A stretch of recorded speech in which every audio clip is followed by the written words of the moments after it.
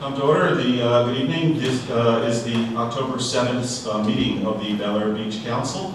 I am supposed to have two children doing the Pledge of Allegiance, but I don't see them. You're outside. They're outside? They're right here. Okay, let's bring them in. We have the Serafian children, so I'm going to come down. I distracted We haven't rehearsed this, so I don't know how it's going to work out.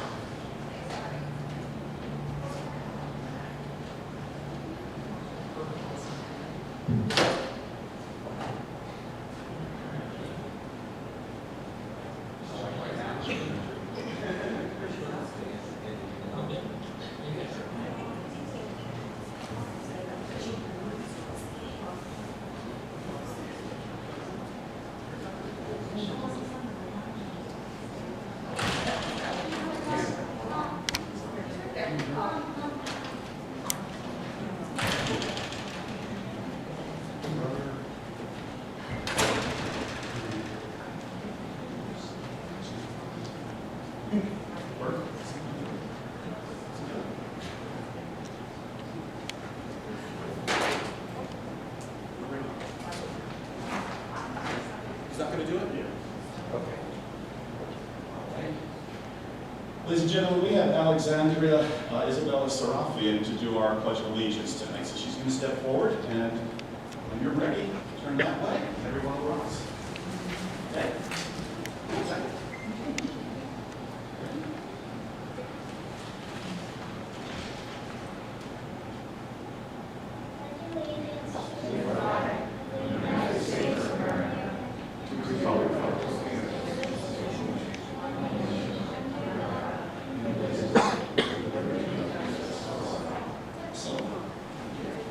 I always ask everyone.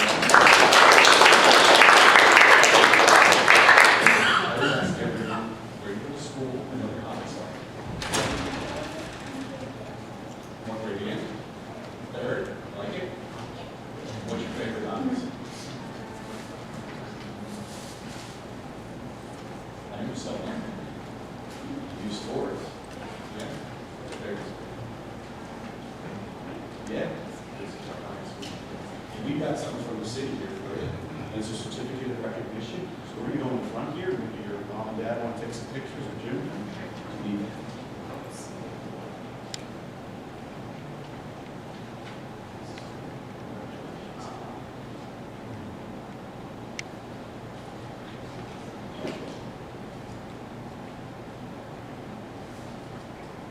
did a great job. Thank you.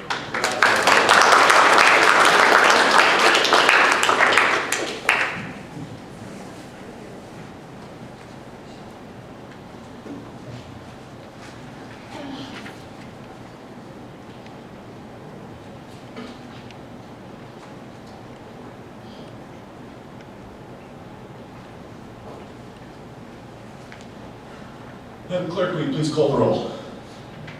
Councilmember Rob Mackey, Here. Councilmember Lauren Bean, Here. Councilmember Dave Gaddis, Here. Councilmember Jody Shirley, Here. Councilmember Rita Swope, Here. Vice Mayor Glenn Gunn, Here. Mayor Joseph Manzo, Here. City Attorney Brett Riley, Here. and City Manager Lynn Reeves. Here. Okay, thank you. First item of business is to approve our agenda. Do I have a motion? So moved. Moved by Mr. Bean. Councilmember Bean, second. Any discussion? All in favor? I do have it. Okay. Under agenda item number 8, in the indented portion addresses the dwelling. Instead of implementations, that should be implications. Implications, okay? We're not going to do this as a formal adjustment. Does anyone have any problems with that change? It was a typo. That'll be implications then. With that adjustment, is there any other adjustments to the agenda? And all in favor? Aye? Aye. Anyone opposed? Passes unanimously.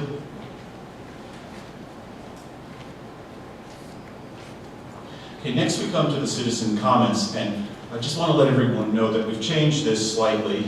We keep moving it around, and it's back up to the top again. For those of you who are in attendance tonight, for those of you who may be are new here, I see some new faces. There's a code of conduct, and it's out on that table. It's also up here. It kind of summarizes the rules that we operate under. So if you're in the audience tonight, or if you choose to speak tonight, please adhere to that, and we're going to all have a good time. When you come up, one other piece of housekeeping, there's a microphone, there's a little button that says push. Whoever's the first person, please push it and leave it on, because we keep turning it off and then we have to tell people to put it back on. So if you don't mind, just leave it on. It's not going to be a problem. You have to get real close, like about 2 inches to this thing, so it picks things up.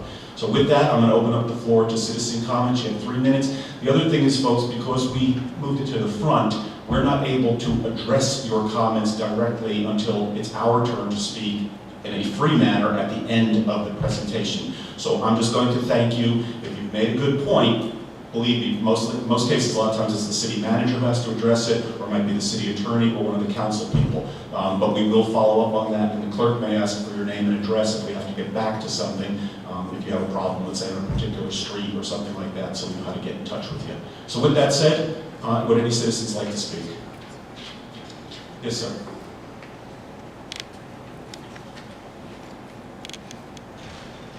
Rick Schott, 115 13th Street, Valley Beach.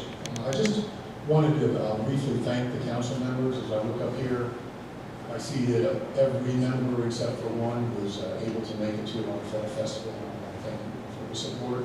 Particularly thank Lynn Rivas, who was Johnny on the spot, hauling hoses and doing whatever needed to be done to make sure that things went well. I saw many of your chests in the tank, and that was kind of fun too. So Kyle, I don't think Kyle was here, but Kyle Superman Rifler was amazing, and we really appreciate the support that he gave to us. I'd also like to thank the Parks and Rec Board Chairman, Jeannie Van Stoy. The work that she put into this event was unbelievable, and I want to publicly thank her for the leadership that she exhibited there. I also want to speak to the citizens. I know there was a few people who were concerned about this event, and I want to assure those people that I understand that concern.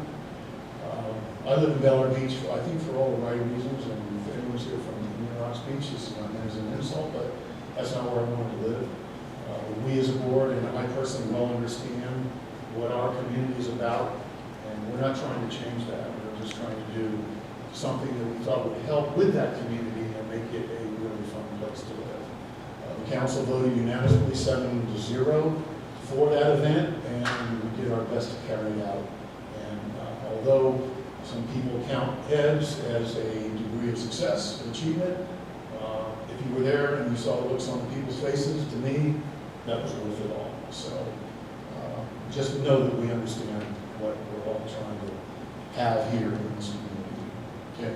And last, I want to thank the council as a whole for stepping out a little bit, showing the leadership and the courage to move forward with some of the delayed projects, maintenance projects. I'm the direct recipient of one of those on 13th Street, which used to flood like crazy. And I know that you've had to dip into your reserves to do that, and that's a tough thing to do, but thank you for being bold and taking those actions. It is consistent with the strategic plan, and we really appreciate you doing that. So, thank you. Thank you, Rick. Thank you, Mayor. Appreciate it. Anyone else like to address the council? Mr. Hanson.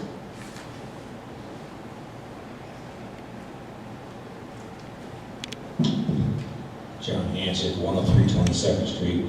I'd like to follow up on some suggestions I made several months ago when we last talked about traffic and speeding issues. I had made a recommendation or a suggestion that the city go back to the Pinellas County Sheriff's Department and renegotiate the contract that would include our assigned deputy being certified in the use of lasers. And I haven't heard anything more about that. One of the other suggestions I made was perhaps we could encourage the Sheriff's Department to modify their discretion between the posted limit and up to 7 miles over. After some consideration and talk with some residents, I got a better idea. Reduce the speed limit on the residential streets from 25 to 20. These residential streets are not long enough for a need to even be 25 miles per hour. Leave the main thoroughfares, Gulf, Bay, as they are. Those are county right-of-ways. I'm talking about the city streets. Then maybe you wouldn't have to go to the sheriff and ask for a modification on the deputy's discretion. I know from talking with multiple deputies who have been assigned what they do and what criteria they use to determine whether it's a warning, a ticket, or whatever. It's just another suggestion for the council to take into consideration. So I'm still curious to know about, you know, the modification on the contract and the laser certification. And unfortunately, folks, council, 23rd between Bay Shore and Gulf Boulevard is still a speed zone. I work in my garage every day. I'm playing Santa Claus workshop. I'm starting to build my toys for donation. I'm out there almost every day. Residents and contractors alike. It's a speed zone. Thank you. Thank you, Mr. Hanson. Anyone else like to address the council?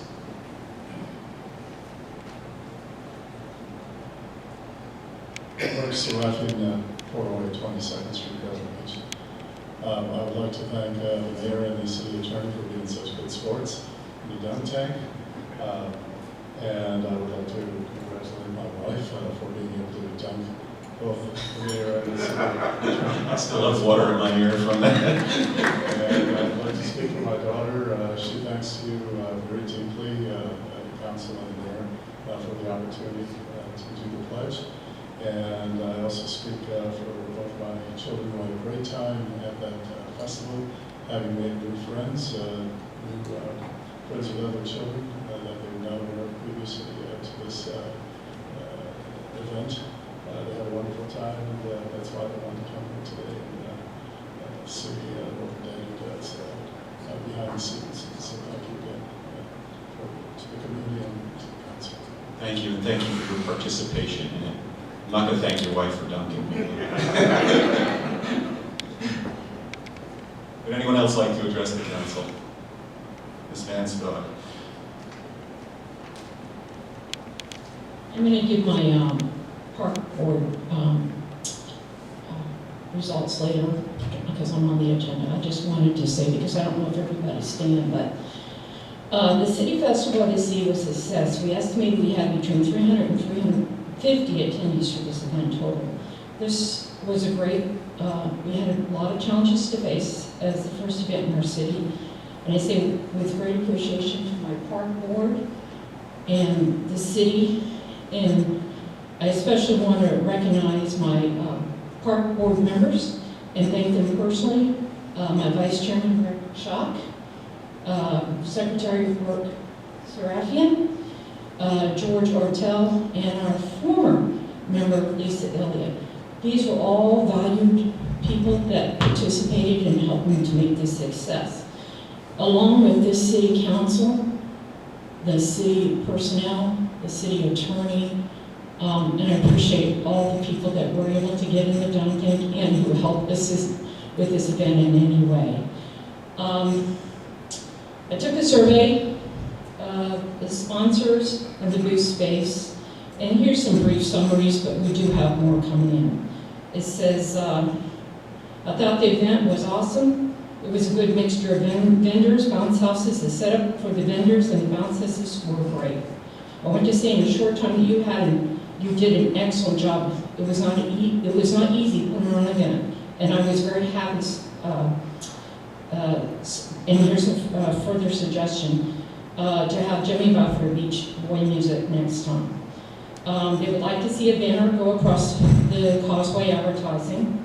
I think for it being the first event, it went very well. We were pleased with the layout and accessibility. These are all sponsors and booth runners. I had so many compliments from attendees at the festival. I think it went very well. Thanks for letting me represent my company there. I just wanted to express our thanks for such a well put together, wonderful event. We had so much fun. We met a lot of people, and it was so nice to see our neighbors we usually don't have the opportunity to hang out with. We thought it was a fun event. We would come back next year. And I just want to thank the city for allowing this to transpire, this council, my board members, and their hard work. Thank you. Thank you. Well, I'm going to thank you later, but thank you very much to everyone on the Parks Board. You guys hit this one out of the park. It was great. Any other comments for City Council? Seeing no other hands, I'm going to close the comments and move on to the next item then.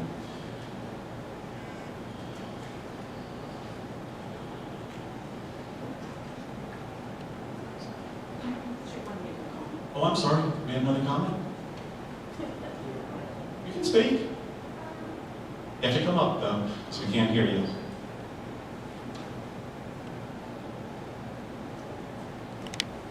We all know this is Alexandria Serafian. Thank you for setting up what's it called? Oh yeah, the festival. I liked the bouncy houses and I met a lot of new friends and I liked coming to Miss Robin's stand. So thank you. Thank you so much. You just made my night. Thank you. Wow. I'm tearing up. See, I'm such a tough guy, but I'm tearing up. Wait till you see what I did to Mike Burton when he gets up here. But any other comments for the council? Thank you so much for everyone, and Alexandria, thank you for those great notes. Not too many people could do that to me. Thank you. When I first got elected, I had a chance to, during the election, I had a chance to work with some of the individuals in the Pinellas Suncoast Association, some of the rank and file members, but I didn't have a chance to really speak with the chief a lot. So when I was elected, I invited him here. We had a little meeting just to discuss how I'd love to have him as our guest here at City Hall and at some meetings from time to time. And he said, how about if I come in the beginning of October? I believe it's Fire Prevention Month. It's the beginning of that. And I said, absolutely, you're always welcome here. So Chief Mike Burton is going to be coming up and addressing. And I just want to let you know that Mr. Burton has a black eye, and I had nothing to do with this. Chief Burton, the floor is yours. He's correct. Well, thank you for the opportunity to be here. I have the pleasure of serving as a fire chief for Pinellas Suncoast Fire District, and we proudly protect your community, Bel Air Shore, India Rocks Beach, Indian Shores, and about 5,000 properties on the mainland in the Oakhurst area. Just in complete transparency, I had some surgery Friday. My vision is improved. My appearance is not by any stretch, but that explains the black eye. Some topics that I plan to cover tonight, some highlights is a departmental status, where we're at as an organization, our financial status, status of our fleet, particularly our aerial apparatus, that there's a long story on its young one-year life. Some longer range plans for us as a district, water rescue improvements, look at some call data from your particular city over the last quarter, touch on fireworks safety, residential fire protection and home safety, and hurricane safety and preparation. So I've got a lot to try to fit in there, so please bear with me and I'll respect your time. From a departmental status, I'm pleased to say all of our frontline positions are filled. In an organization of only 39 career firefighters, we have a vacancy. We feel that vacancy, so we try to get those filled as quickly as we can. We have still not made plans to fill our fire marshal position and our training chief position.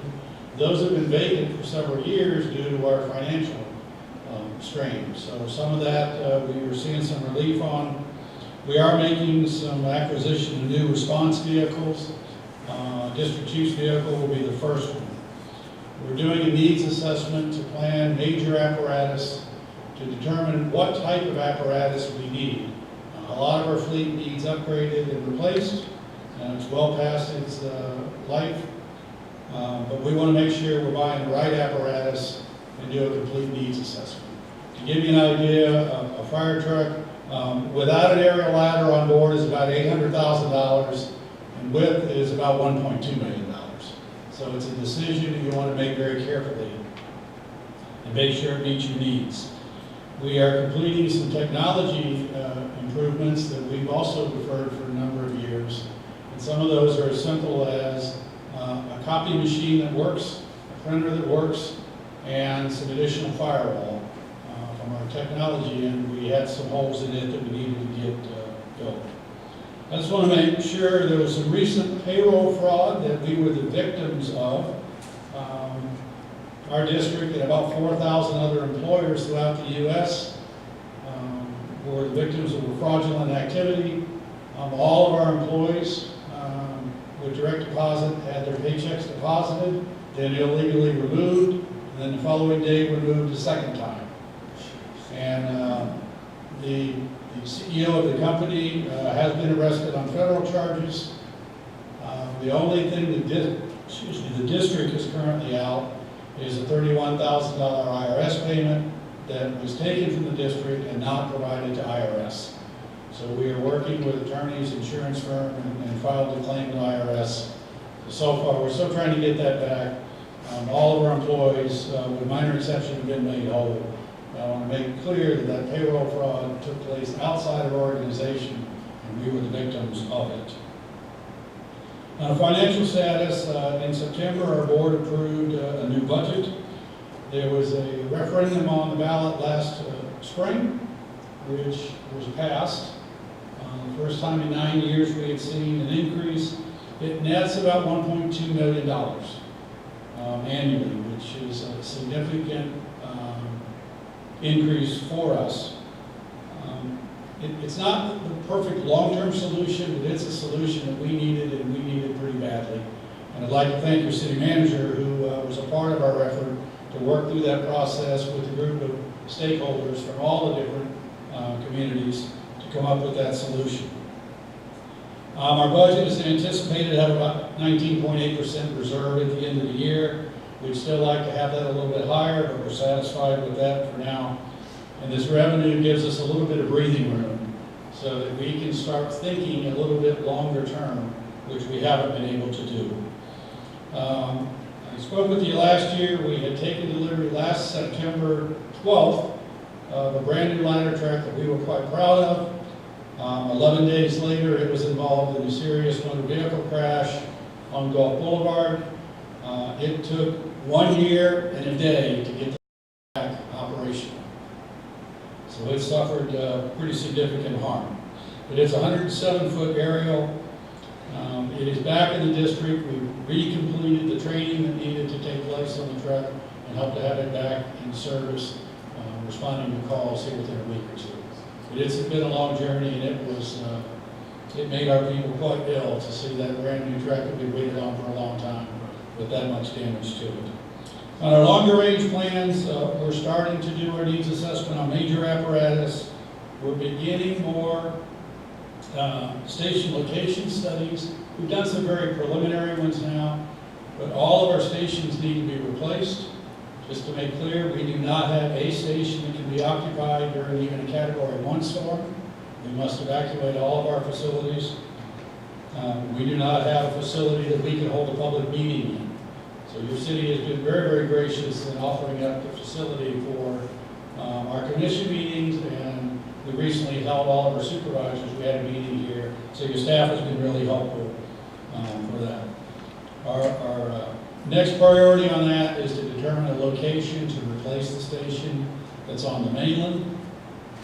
There is some penny money available for it, so that has moved it up the priority list to try to get that moving forward. Water rescue improvements, we've been operating, doing water rescue calls in the Gulf of Mexico with a rigid inflatable boat that is 17 years old. We are replacing it. The new one has been ordered. It's with a cooperative agreement with Pinellas County. We are adding a 26-foot rescue boat that has firefighting capabilities for service in the intercoastal waterways as well as the Gulf. We reached an agreement with the City of Indian Rocks for some dock space there so the boat can be docked kind of at a central location, and it will be on lifts with a remote control. So when our people are dispatched, we can hit a button and the boat will lower down into the water for our arrival. New commission appointee, we did have a vacancy in our fire commission. due to the Indian Rocks Beach resident moving out of the district. It was open for a period of time. The commission conducted interviews and appointed Mr. David Ardman to fill the remaining term. And Commission appointee Ardman is undergoing his district orientation and is hitting the ground running, so we're happy to have him on board. From a fireworks perspective, there's a lot of interest in fireworks.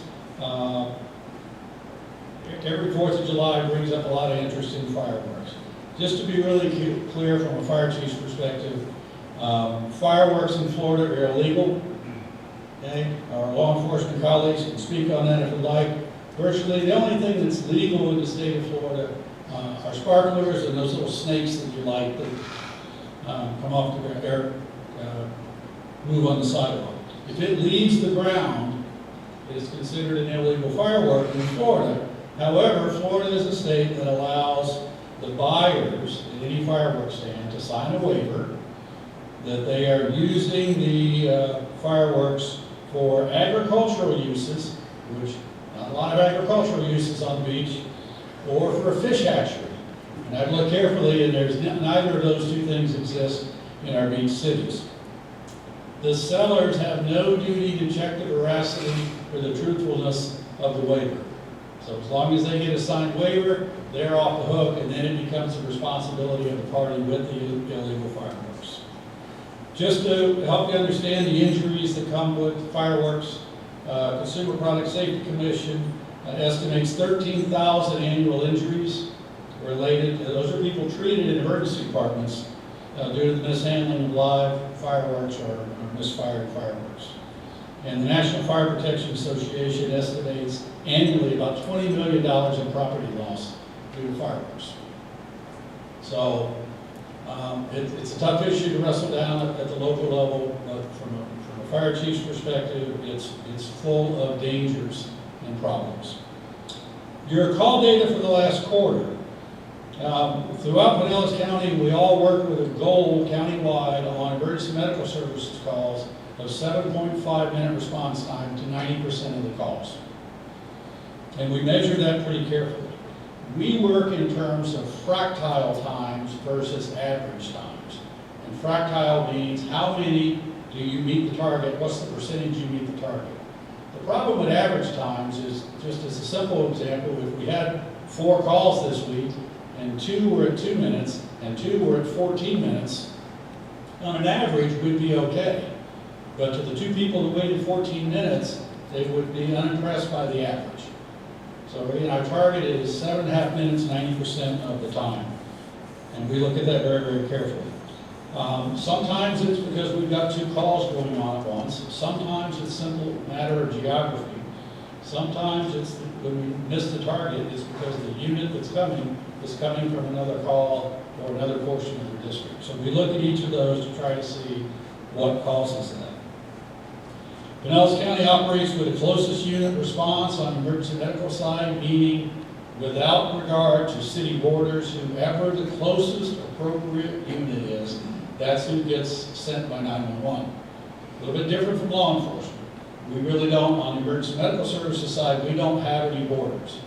So in easy terms, the area north of 20th in Bel Air Beach, more than likely is going to get the first unit out of Clearwater out of Sand Key, because they're physically the closest and the fastest.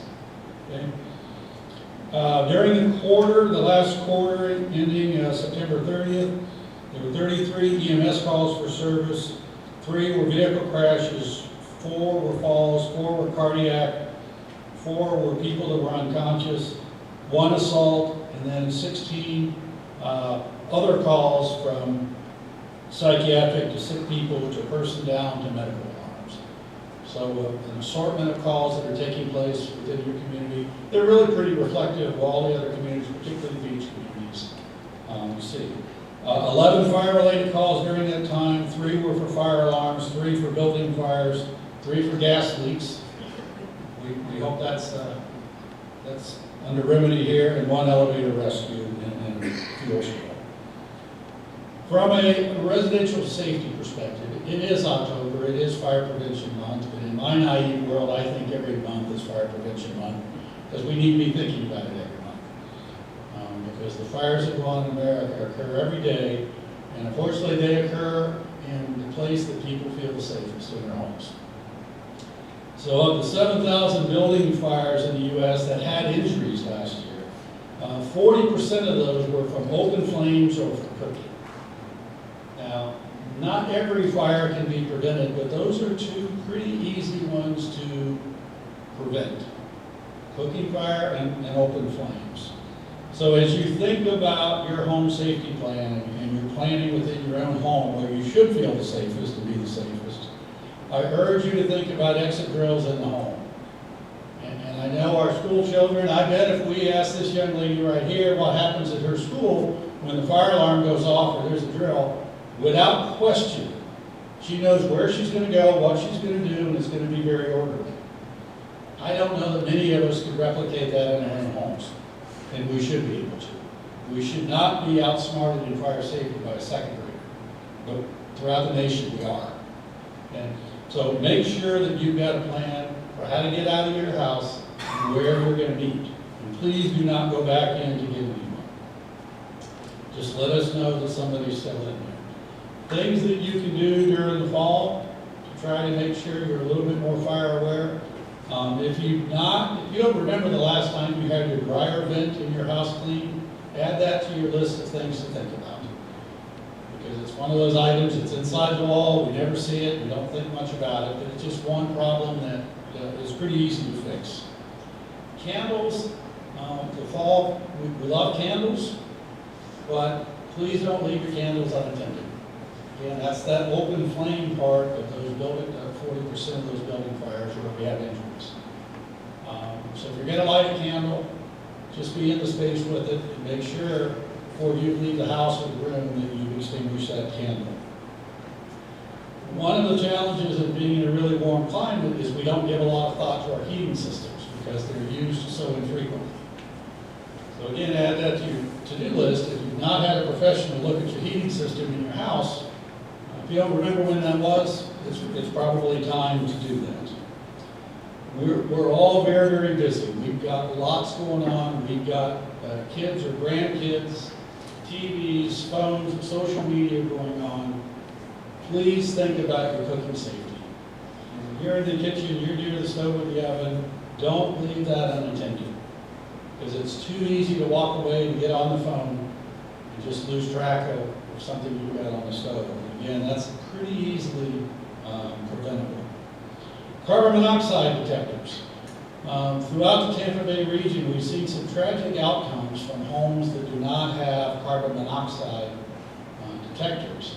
And the most tragic ones are of people pulling in their garage, being on the phone, being distracted, and forgetting to shut the vehicle off. The vehicles are very quiet now. And they get out of the car and they go in the house and close the garage and the car sits there and runs and fills the house with carbon monoxide. And there's been a number of deaths reported to that. So if you're in a home that you have gas appliances, by all means have a carbon monoxide detector in that space. But even if you don't have gas appliances, put one at the entry point from the garage because it's just too easy to be distracted. Walk in, and you will not smell carbon monoxide. You will just simply go to sleep and not wake up. So please check those. Pool safety. I know it sounds ridiculous, but particularly if you've got children in the pool, appoint a water warden, someone whose only job is to watch the pool, watch the kids in the pool. Because again, very, very easy to get distracted from that. So it's one person that's their job is to keep monitoring the pool and not be engaged in social activities and conversation. Your best chance of surviving a residential fire in your home is early warning. So smoke alarms. If you don't remember how old your smoke alarms are, they're probably due to be replaced. The industry says they got about a 10-year lifespan, even for the hardwired, the ones that are plugged into the electric system. They're your best chance. They're an early warning that no one else can provide. Not a dog, not a bird, not a, smoke detectors in your home give you the best chance to you can get out while the fire is still very, very small. So if you've not checked them, please do. And if you're not sure about the age of them, they're probably over 10 years old and you may be due for replacements. If you have battery smoke detectors, and you choose to replace them with battery, there are sealed 10-year units now that you don't ever change the battery. At the end of 10 years, you take it down and throw it away. So you don't have to get back, you change your clock, change your battery, there's no battery to change. It's sealed in the unit. A little bit more money, but over the 10-year life, it's a better buy for you.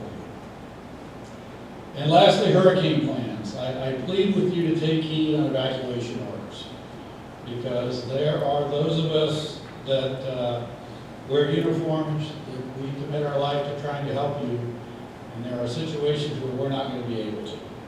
So if you opt to stay behind in an evacuation order, you need to do it with the full knowledge that there's a window of time where you will not have police, fire, or EMS protection. And that's pretty alarming to me to think of. But I just want to be transparent with it. There is a time period where we're all pulling back to the mainland. Again, we don't have a building to operate at. We go to India Rocks Christian School. That's our base of operations during an event. So until things get cleared, it's going to be a window of time where there will be no police, fire, or EMS. Keep in mind that we did a Hurricane Expo here a few months ago with this very room. One of the threats that you at least need to be thinking about on storm surge is not necessarily coming from the Gulf. The storm surge that comes up through Tampa Bay cuts the county in half. So about St. Pete Clearwater Airport towards Bay Pines Hospital is a low spot, and the county could easily be cut in half due to water. So that just adds to the problems that you might have thought you only had a storm surge issue with the Gulf. New teachings now are encouraging people to evacuate tens of miles, not hundreds of miles. Because you see what happens with every evacuation. The interstate highways get clogged, and then that becomes a new problem in and of itself. So I'll remind you, cash is king. If you have the capacity with a storm threat to have some cash on board, because once power and communications goes down, most businesses can't transact charge cards. And post-storm, be thinking about days and possibly weeks of having no power. I urge you, for all those people that work as linemen with utility companies, please be very, very cautious running a generator and how it is hooked in if you use one, because it's very easy to hook one up improperly and injure or kill a lineman that's there trying to help you get your power restored. Pay particular attention to refueling generators, and please note that any generator is going to produce carbon monoxide, so have it 15 to 20 feet away from your home in any open window. So, that was a lot, but thank you. Any questions I can do for you? Johnson? Chief, I just wanted to mention something so that everyone could hear what I told you privately. I was honored to come to your September 11th memorial. Bob Hill and Marshall Ice, I know, coordinated that along with the rest of your department. And it's a very solemn memorial. They honor the firefighters and the lives lost right here at Indian Rocks at the memorial that Bob built. And that same month, we had, as a city, presented to Bob for all the firefighters and all the first responders a proclamation that he accepted.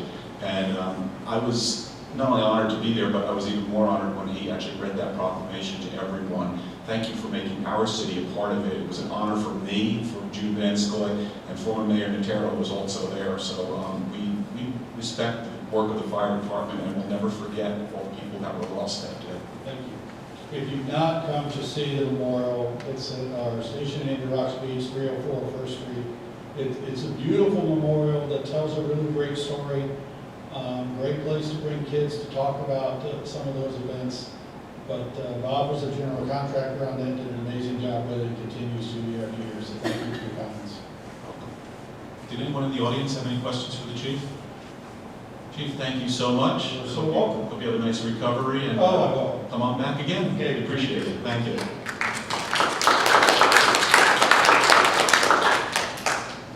Next, we have the Pinellas County Sheriff's monthly report. Sheriff?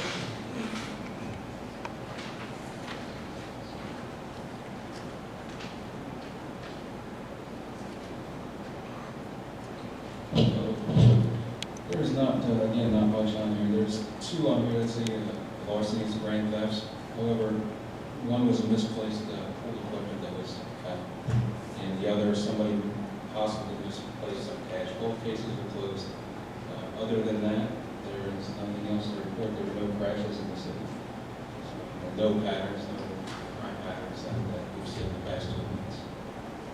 That's all I have. One of the questions, I mean, and we heard from John Hanzig, and I know we had an extensive discussion. I don't mean to get into a long discussion tonight, but about this policing. We seem to have some hot spots in the city. It comes up almost monthly, and it's, you know, it's the same few blocks, same few areas. But when I look sometimes at the citations and stuff, which you do list out here, we only had 8 or 9 citations, and that wasn't one of the areas. I think the closest we got was Gulf Boulevard and 24th Street. Can you maybe expand just so that, you know, the citizens there will know a little bit more of some of the extra policing that you're doing? Again, we're on different shifts. I know on our shift we do have a deputy in the neighborhoods, and also on Gulf Boulevard. I know it was brought up about the radar and laser certifications. We do try to get the deputies in those classes. Just got to understand that it's at St. Pete College and also in Pasco County. They put on the schools, so we're not just trying to get the deputies in there, but there's other agencies that also try to get in. And we register them, and then it's up to the college to let us know how many people are taking it. Sometimes we get registered, and at the last minute, the deputies are told the class is full, and that's out of our hands. Also, sometimes the sheriff's office does put on our own classes, but we are addressing all those issues as well, just trying to get everybody that we need to, these certifications in order to take care of those issues. So those are being addressed, and we just got to keep checking on when these classes are available. You know, I spoke directly with Sheriff Galtieri, and I believe he told us that there was just one person, I think, on the team that patrols Bel Air Beach. I'm not sure if that was, you know, if that's changed at this point in time, but I think that was also being addressed when I spoke to him. That was about 2 months ago. As far as having the The certification, there's one last person who needed it, I yes. know on our shift, unfortunately, the deputy here does not. I don't know which shift that would be. Again, we have a B shift and an A shift, and there's a day shift that may have the certification. Now, we work the A shift, so I'm not sure on the B side who would have the certification here. But again, we are trying to get those classes, to get the deputies in those classes so we can address the issues. Would you please keep us advised on the progress of that? Because this is a concern, it's ongoing, and I think we're going to be getting back to our work sessions probably this month, and I'm sure this will be a topic for discussion. So any information you can just provide on an ongoing basis during your monthly report is fine. We'd like to know that. I'll take care of that. I'll also send an email to the captain, Captain Lyon. and I'll advise him as well as what we've spoken tonight. Vice Mayor? I'd like to follow up on that, because my understanding was there was one fellow who wasn't certified, and he received that training in August, and at one point, the number I heard was 4 out of 4 were certified. So is that just on one shift that they're all certified, or? That was in August? No, is that in August? I we've had know some your people as rotate well. that. Right, we've had some people that were certified that have transferred out of the city, and then they're replaced with other deputies that are newer and don't have that certification. So the follow-on is that of the people who are on patrol this month or whatever, how many of those would be certified? Again, I believe if we have the 4 shifts, a day shift and an evening shift on our side, there probably is only one, from what I understand. Okay, so the follow-on then is, the person who's certified, are we using him for that purpose? That, on our shift, we have, the shift I'm working right now, we don't have a deputy in the city that is certified. We have a deputy in the city in Bel Air Bluffs that's certified, and we can bring him over as well to help out. If there's a day shift deputy that's certified, I'm not aware. Yeah, I guess I'm just trying to toss on this issue. I think There were, the 4th one was certified and then 1 got moved. The other 3 are certified. I can check into the Yeah. other shifts and So- see who's working those shifts. So if we were to emphasize the use of these certified guides, would that be a directed patrol? Or is that something we need to be proactive I in? believe they're in there as directed patrols as far as the speed enforcement goes, but if they're not certified, it's hard for them to basically address that. Kind of, what are we missing here? Well, just to clarify, there is a directed patrol for speed. The day deputies come to me every morning, and I've had them on 22nd Street, doing spot checks for, at least an hour or two a day on their shifts. And unfortunately, there hasn't been any speeding that relates to a ticket. That's what they've told me. So there were, I think, Mayor, when you talked to the sheriff, the fourth one was in class, and then there was a change in deputy here. One deputy did get moved, yes. Yeah. On our shift, he got. Yeah, so the new deputy is the only one that isn't certified. So when we do these directed patrols to concentrate on speed, I mean, is that just an officer sitting there monitoring speeds visually, or is he using No. radar gun and VASCAR? Or? The radar and the laser that they would use. There is also documented in our system when they sit there, as far as how many violations they observed and how many citations or warnings that they wrote. And so some of these directed patrols are taking place on 22nd Street, or Yes. we haven't had any? Yeah, I mean, I've had like the deputy today, I've had him stay in that area just to see, because, there's concerns about speed there. And unfortunately, he hasn't caught the speeders that are supposedly there. So what I'm suggesting this fall, when it kind of cools down, is the people that have concerns about speed, what I'm going to suggest is that maybe if they have times that they see speeders regularly, that we ask the deputy to go there and spend maybe an hour with that resident and let them look at the radar gun, because it could be that they're not speeding. It could be that when you're standing alongside the road, that you may think they're going faster. So, we want to offer that opportunity, and I've talked to the deputies about doing that. I think that's an outstanding idea. And, we hear the anecdotal, hey, we got speeding here, but then when it comes down to doing boxes, doing the radar guns, an expert sitting there monitoring the traffic speed, you get conflicting reports on this thing. So That would be a good idea for the deputy I think that's a great idea. May I ask though, because clearly we have directed patrol and you're monitoring through radar the speed. Can we get reports and what days you're there and what those radar guns are reading out? You say you got the documentation, so. It's in our system. And Yeah, so it would just be nice to know that, on Monday, Wednesday, and Friday, you were on 22nd between 8 and 10, and, there were 50 cars that passed, and none of them were speeding, or every third one was speeding, or something along. So we know what we're dealing with, because we don't really know exactly what we're dealing with. We keep, getting feedback, and I don't know how, as a council, we can make any decisions related to speeding without some documented evidence. It's hard to do that. I know from my standpoint is I perceive my neighbors speeding because I'm out walking my dog, and I'm sure they probably aren't, but it feels like they are when they go by me, so. I get it, and I'm sensitive to it. The numbers here, can they be broken out? I mean, I'm kind of a metrics kind of guy, and the belief is what gets measured gets done. And if you can break out some of these citations by, hey, these were the speeding tickets we issued, then we start saying, oh yeah, okay. I can try and have who's sending us these, break it out, because I believe they group in the citations as being warnings as well.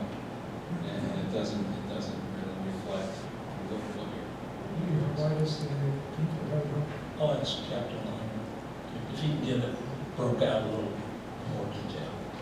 I'd just like to make one statement. I mean, when that SUV is sitting on the street, nobody's going to speed through. I mean, it's like a billboard out there. When we had our own police department many years ago, we had an undercover car. And that worked quite well. You put a radar gun on an undercover car, you catch. And I made mention of Captain Langer, but I don't know if it's legal today or it would be a good idea. But nobody's going to speed with the sheriff's car in the area as big as it is and painted green and white. It's just not going to happen. So when they're out there, of course, you're not going to catch anybody. But undercover car would work. I can add that to the email. I'll send Captain Liner a message as well when we're done, and just let him know. Citizens, do you have any questions for the sheriff? Sheriff, thank you very much. Council, the next item is the approval of the City Council agenda minutes, and I'm going to ask for a little indulgence, and you have to grant it to me. I would appreciate it if you would grant it to me, and I would like to do a little bit of an introduction to this before I ask for whether this should be called for a motion. There's 81 pages of minutes, so I have some information. I spent about half an hour with Patty Gentry this morning, and I might be able to save us a fair amount of time, but I'll need your permission to give a slight introduction to this. I promise it'll be short. Do I have that? Yes. No objections.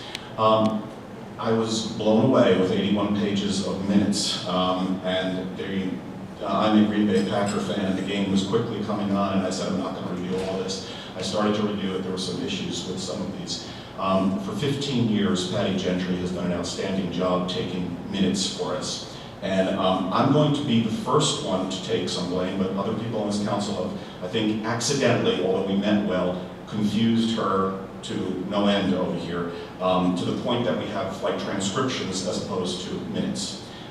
There's a couple here that have 18 pages, 16 pages, 14 pages. We had like a 1-hour meeting on a motion that Dave Gaddis made and Glenn Gunn amended, and it came out like at 15 pages. And it's not necessary.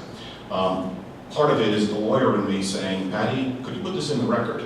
And Patty's putting this in the record and not knowing when to stop with the record, and then she's getting this thing, and I know Dr. Aki said some things, and other people here have. We didn't mean anything by it. I know you put a lot of time into this. It's not your fault, it's not our fault, it was just a miscommunication. With that said, in reviewing these, and I did review most of them, there's quite a bit of issues with these that we would have because they're not complete. Sometimes she couldn't hear them. She's not a certified reporter, so these are not true transcriptions.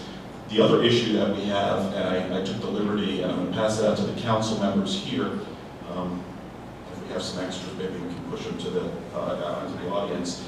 I took the liberty of going and getting the Attorney General's opinion on just what it means to have minutes. Any extras, I'll take that back, we'll get them out for the audience. And basically, in a nutshell, what minutes mean, or just as it says, it's minutes. It's a summary, a very brief summary of what happened on the action items during the meeting. Everybody have?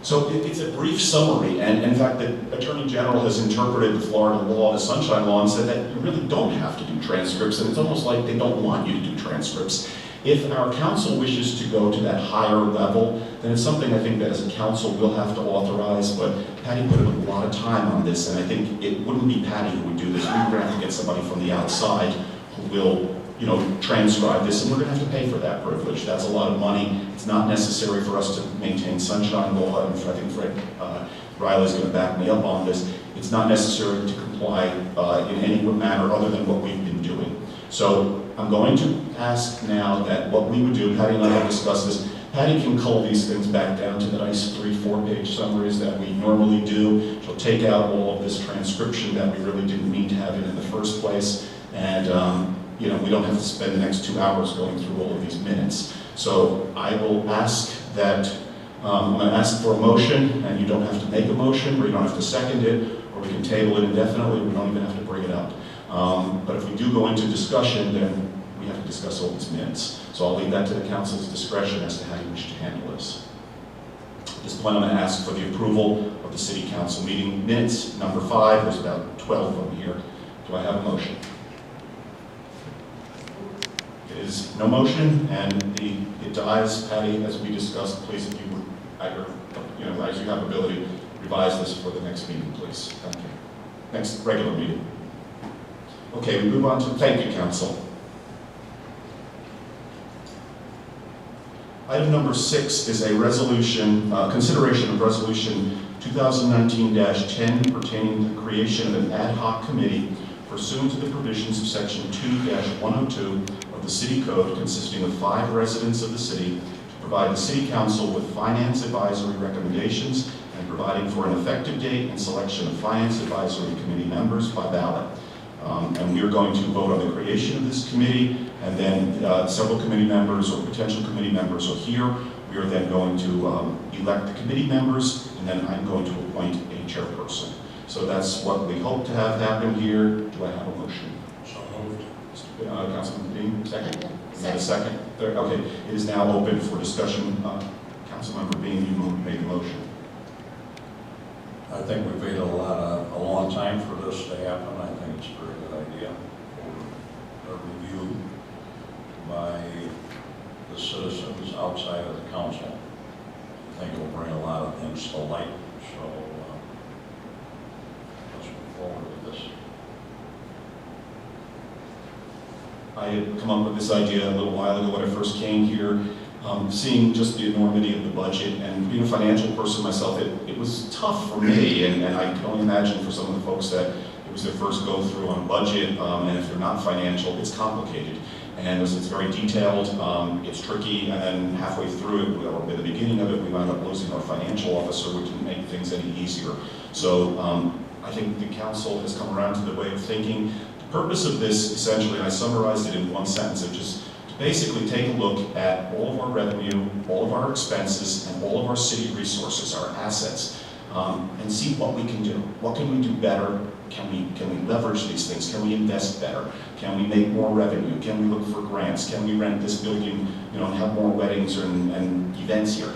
There's a lot that we can do. I've said it before, there's a $400,000 deficit. It's not an operating deficit, it's in funding the capital programs. We want to continue, this council's making great strides in continuing with these capital programs to fix your streets and stop the flooding and do all the other stuff that has been really deferred for a long time. We want to continue that, but if we don't get the revenue source, if we don't get the revenue stream, we're not going to be able to do that without tapping the piggy bank. We did it this year, but that piggy bank will not last but maybe 2 to 3 more years. After that, you're looking at a tax increase. And some people are saying, well, I'm homestead, it's not really a big problem.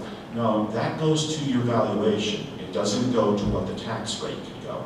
And if we need to get $400,000 on about a $2 million budget, we're looking at a significant tax increase for your city portion, okay? We don't control the county, but you might be paying $600, you'll be paying $800 or $1,000. It's a lot of money. So we don't want to do that, okay? We want to look and see if there's a better, faster, cheaper way of running this city. And that's the purpose of this committee, and I applaud everyone who's expressed interest on this. I think we should move forward with it. I only have one question about eligibility, and I could be wrong. I can't really remember whenever we did an ad hoc review on the code. I can't remember if people weren't eligible because they were on another board or committee, or if it was only because they were on the Board of Adjustments. Vice Mayor, do you recall that? I do, and I researched that because the question came up as people were starting to submit applications for this thing. As far as I can tell, the only boards affected are the Board of Adjustment and the Planning and Zoning Board. The Park and Recreation Board isn't included in it, and when we were sitting there, I pulled it up, and the way it reads is, I think it's because of Mr. Hayes, right? Okay, it says under 94, Also, it's on the Parks Board. but it doesn't apply to the Parks and Recreation Committee. The only- Right, because they're a committee, an advisory. Well, but, see, the planning and planning and zoning board specifically addresses being a member of another committee. The Board of Adjustment specifically addresses being a member or holding another appointed position within the city. Under the Board of Adjustment, section 94-61 is a reference. The last sentence says, members of the Board of Adjustment shall hold no other city office. So I guess maybe we need some discussion, interpretation. Mr. Hayes is a alternate, so I guess I would say, well, he's not really a member of the board. That would be those people who are actually fulfilling the active membership of the board. Is there some discussion or? Yeah, because as I recall, it was a temporary assignment, so those people that were on the Board of Adjustments were asked to resign temporarily and be put back on the Board of Adjustments once the 190 days was complete, or whatever, the 3 months, I guess what we're doing. So, and it created a lot of rift. It was a big issue. So that being said, I mean, we just need to be completely clear if Mr. Hayes, for example, is appointed to this committee, will he need to resign and have to then go back through? Will he be reappointed to his position? Will his position be put on hold, which is what I understood we were doing on the last one? And it turned out that no, he had to go back and go through the whole election process through the council again, which isn't the way we originally spoke about it. It caused a problem. So we just need to be completely clear what we're doing and what does the charter say? I'm not sure what the charter says with regards to that. Council, perhaps, and I hate to blindside you, and if you need a few minutes, because you're getting blindsided. If you need a few minutes to research this, we can take a temporary break. We can move this a slot and take care of the sheriff's contract or something next and give you some time to research it. I think it does implicate this, and we want to make sure that, because I wasn't on council, but I do remember reading the minutes, and I know there was, as Councilman Shirley said, this created some issues, and we don't want to have that. We want to be transparent with everyone, and we certainly don't want to tell a person, oh, don't worry, resign, and we'll get you back on, and then someone says we can't get you back on, and that doesn't look good or doesn't work good. So how would you like to handle it? Based on what the Vice Mayor just read, there's certain board positions where the policy reason behind it is so there's absolutely no conflict of interest. So I would take the position if it's an alternate that they're still they're still likely to be called into action at any given time without anything further happening if a vacancy is present. So to me, the consistent way of looking at it would be that if the charter says that somebody on this board can't serve in dual capacities, then that's a closed issue. If it's an alternate, I would say it goes to the alternate as well. The question, though, you're really trying to determine is how do we somebody step off a council or a position, a committee, and then come back on it. If they, without looking at your charter, I don't think it likely contemplates somebody resigning for a period of time. You're either a committee member or you're not. If you resign, then I would say you're probably going to have to start back over again. So, but we'll still go back to the purpose of not being able to have dual office holding by somebody is to make sure that there's not a conflict of interest between key committees. So if you want me to review it, I certainly will take a few minutes and do that. Do you need an adjournment? I could, with the permission of council, I could go into number 7, which is to authorize the city manager to execute the contract for law enforcement services. There's probably not too much controversial in that. It's going to be a pro forma contract. So would that help you, or do you want me just to call a break for 10 minutes? Well, whatever you need. Depends on whether, I'll try and get it on the internet. So let me try and do that and go ahead and proceed. I have a copy of the charter, a printout copy if you need it. Readily available. Excuse me, Mayor. I think we can still vote on on the Creation resolution. of the committee, we Yeah, do, yes. yeah, just, Good point, yes, we can't vote on, on the individuals, yeah. yeah. We can do that.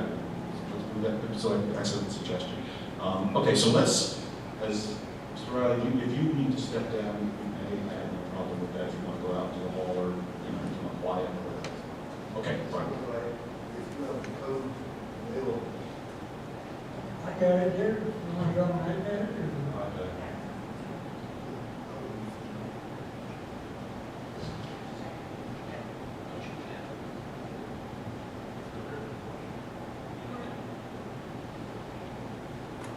Do you have the written portion of the Board of Adjustment? Oh, I was also going to add that behind the blank ballot form, there's a straw man charter for this group, kind of outlining, specifying what their task would be, giving some kind of scope and guidance for what the council expects from them, what's the deliverables. I have not seen that.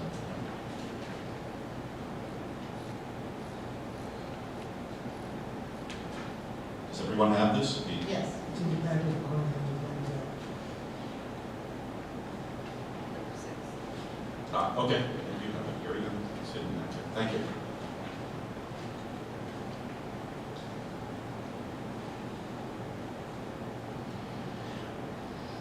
I think and I asked this question today of the city clerk. I don't know whether I was supposed to appoint the chairperson or was it by the group, and it does not matter to me how that goes, but our ordinance, said, our proclamation or our resolution says that I'm to appoint, and then this says that the chairman is to be determined whether by presiding officer elected by the members. So I'm fine with whatever it says, but again, whatever our rules say is how to do it. By the charter, the mayor, the presiding officer is supposed to, in past experience, sometimes it's not knowing the members and their experience, and/or people have conflicts with work or something.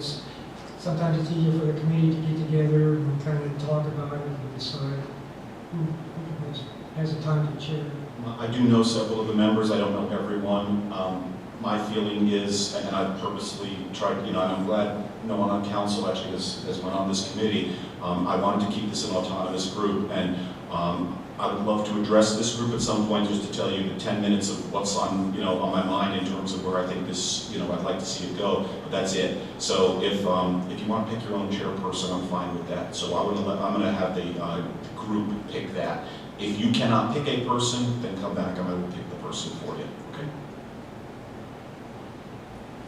Now, with that said, so we're on the creation of the group. Is there any other council comments regarding just the creation of the committee? It's a 120-day committee, by the way. I know Councilwoman Shirley mentioned about 160 days, but that was the other committee. This is 120 days to try and come up with all this information. So there's going to be some work involved here. The original resolution reads 5 members, there were 6, and discussions with the city manager and the way it worked with the code enforcement review was we had so much community interest in it.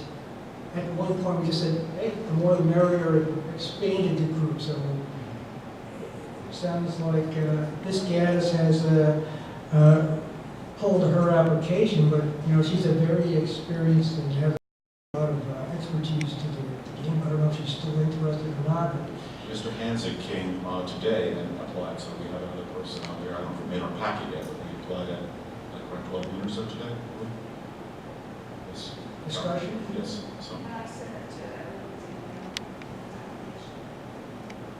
So I'd like him to be considered. I know he has quite a bit of financial experience with the armed forces.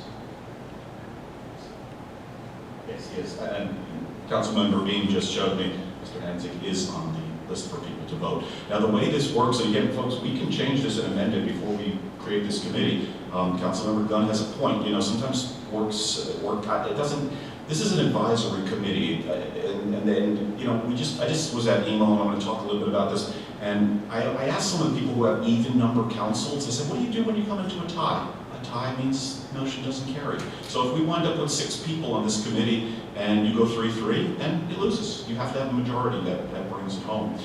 So I have no problem having an extra person, given the fact that sometimes people do travel, sometimes somebody moves on or, you know, is ill or what have you, has a personal issue. So I have no problem putting extra people on. The rule is, and Patty and I discussed this, the city clerk and I discussed this earlier today, you'll need 4 votes to get on this committee. So just because there's 6 people here or 5 people, just because you got a vote, or we can vote for anywhere from 0 to all if we want. 4 gets you on because you need a plurality of the 4 of 7, or a majority of the 4 of 7. So that's the way it works, and I don't have an objection. I think it's an excellent idea, actually, if we have an extra person on this. I don't think it harms the group at all, and diversity would be great.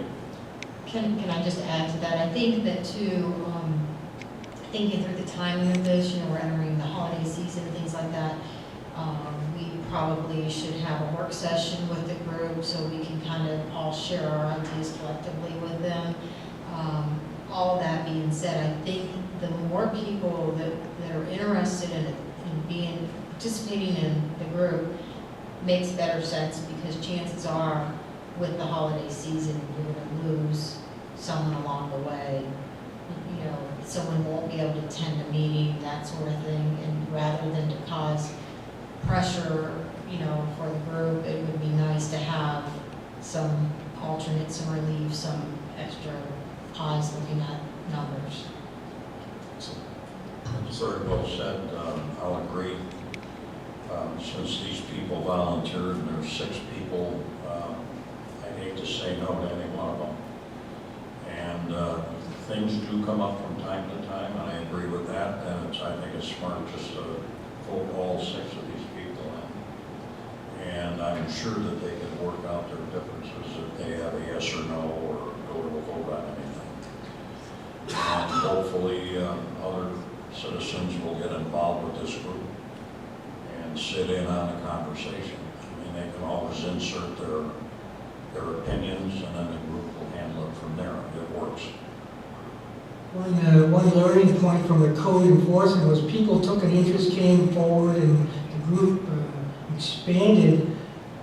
One of the takeaways was we got a lot of buy-in from the community because they were part of the process. I mean, it was basically their code review, and as we've heard from our finance guy, Steve Hand, he's done the same thing in Miller Bluffs, where his takeaway from that finance committee was working with the residents. All of a sudden, they understand how the process works, and they're starting to buy in from the community side. So we win. I think there's a lot of work if you look at the scope. It sounds simple. I'm sorry. Right. I'd like to make a motion that we put all 6 of these people. Or can I just, we have one first comment here from Councilman Swoboda, then please continue.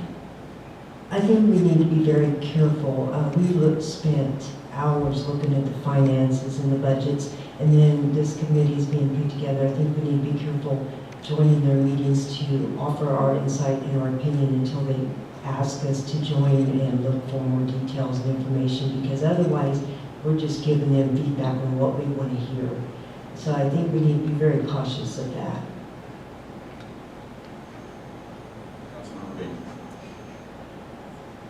I would just like to, again, make a motion to have all these 6 people on this committee. Well, wait, first right now what's before us is only the creation of the committee, so your motion would be to expand from 5 to 6. Expand from 5 to 6. Do we have a second? Amend the motion. This is a motion just to amend, to go from 5 to 6 members on the committee, everything else staying the same.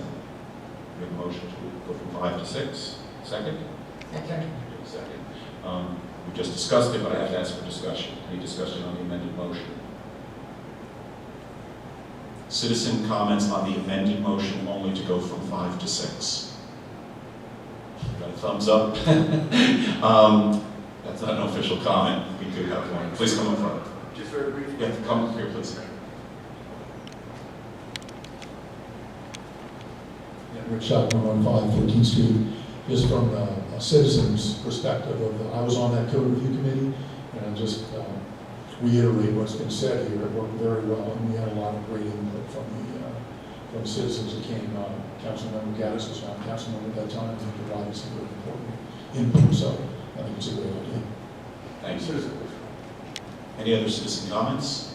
I'll close citizen comments, council comments, and Mr. Beanie, Councilmember Beanie, you get the last word. No word, no word. Take that to a vote. So the vote now is to simply, on the amended motion, the motion to amend what the resolution 2019-10 to move from 5 to 6 residents. Patty, you have to go individual by individual on this.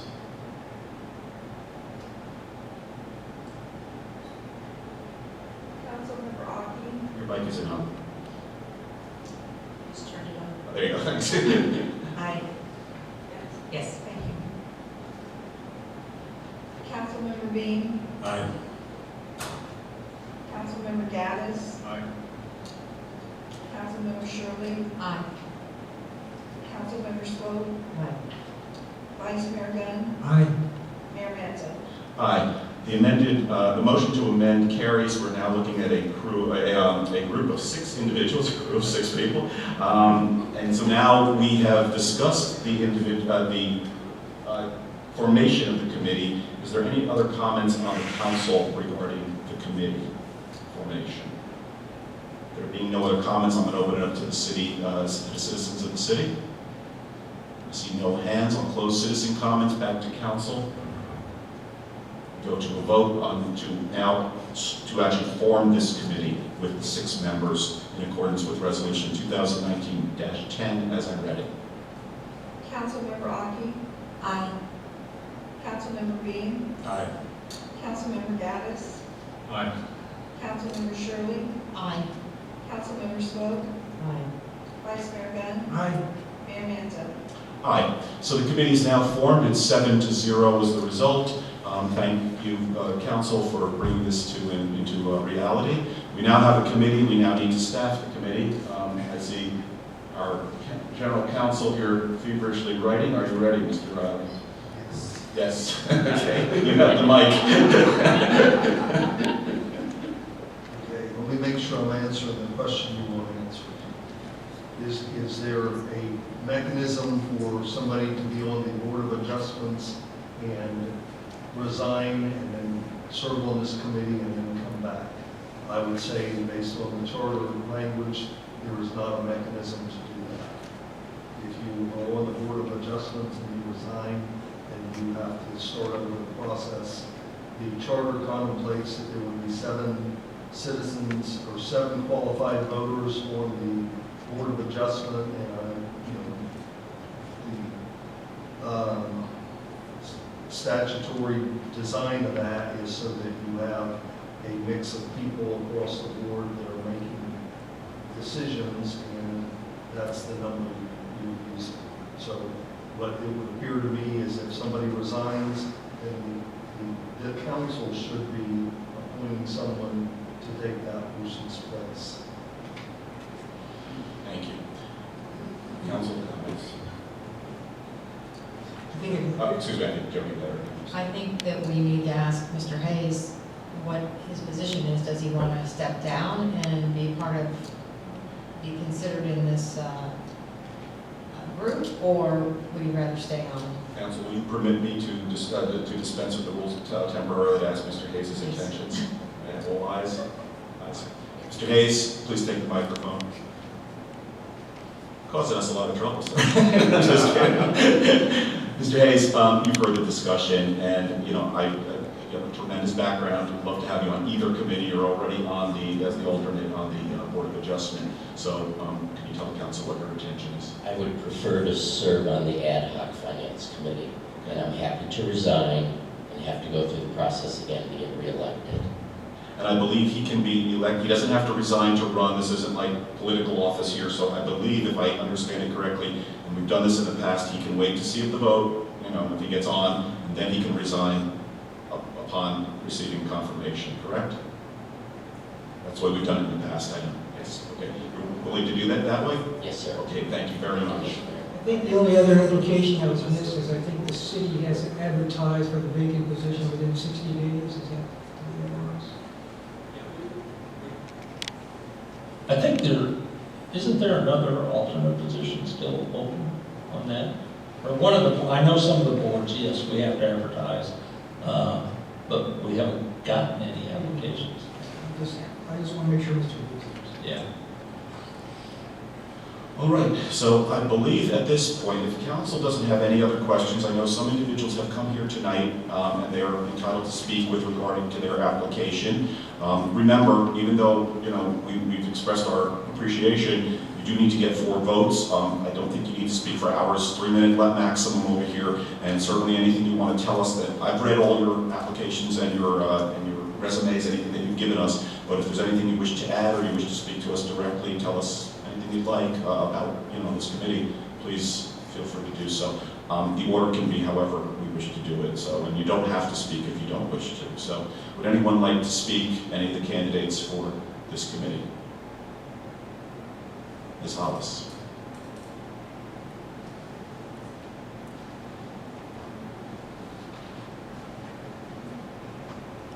Rebecca Hollis, 114 7th Street. I just want to take the time to thank you for considering me for this. I'm a huge fan of this city, and I'd love nothing more to contribute to the city.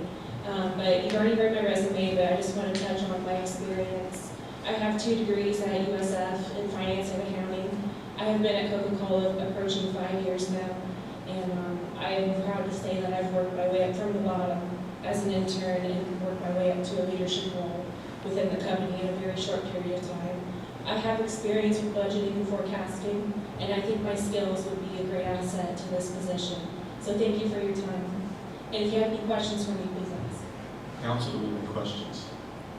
Ms. Hollis, thank you very much for your interest in the committee. Thank you. Anyone else like to address us? With that, then I'm going to close the application comments portion. Council, do we have any questions or anything you wish to say about any of the applicants? Keep it nice. Can I just Sure. mention, so Savannah, she is my neighbor, and she's on vacation in Hawaii. It was just noticed today that this was happening, so she could not attend, but she's willing and ready. I think some of you know her. She works from home, but works for IBM or Microsoft, one of the big companies computer companies, and she would be a great asset. I just have to say that. And then Rick Spanik, not sure why he's not here, but his history in banking is just his resume, speaks for itself. But I know personally, I've worked with him in the business field. He's a great guy.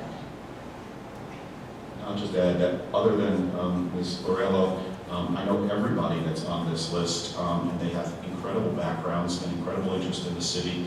I think we have a really nice group here that will work well together. We have a variety of backgrounds and personalities, and I do think that they're going to carry out this committee in an absolute fabulous function. So I'm going to wind up probably voting for all of them. So just want to let you know I support everyone on this list. So with that said, you want to open it up? We have to do our vote, right? Do we have any other comments? Okay, comments then for the council are closed. We now have a sealed ballot. So the ballot is you vote from 0, it says 0 to 5. I'm going to amend that. It says you vote from 0 to 6 people because the motion amended this to 6. You may vote from any one. You don't have to vote for anyone. And then we'll hand it to the city clerk. If you get 4 votes, you're on the committee.